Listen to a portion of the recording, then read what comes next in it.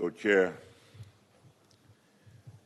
Your Excellencies, it is an honor to address you today and to present the content of Fiji's third NDC. Fiji's revised NDC responds with the appropriate scale of actions and across its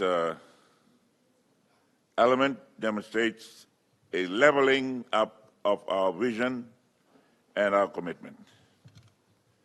Fiji has pledged to increase our energy sector emissions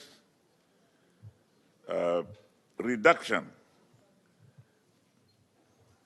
target from 30 to 36%. Your Excellencies, our NDC is our prospectus to support access to the means of implementation, the finance and technology, and the expertise required to supplement our resources. Fiji is firmly committed to harnessing indigenous forms of energy and the phasing out of fossil fuel use. We also target to produce 100% of our electricity from renewable energy sources by 2035. Fiji's revised NDC is more than a requirement under the Paris Agreement. Realistically, the scale of our nation's goals and their achievability depend heavily on the NDCs and the actions of major global players and emitters. The ICJ Advisory Opinion confirmed that states have a binding obligation to act in line with science, fairness, and equity. Large polluters must take responsibility.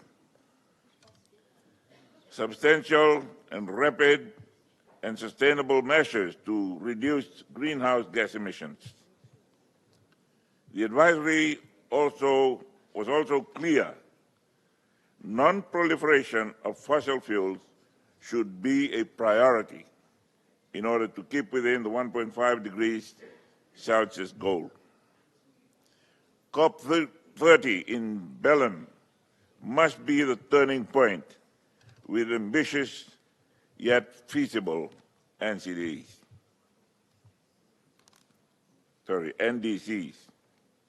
I urge my fellow leaders, you ladies and gentlemen, to take courage with the political will, the resources and relentless drive to do what is right for humanity, for a sustainable future for all of us.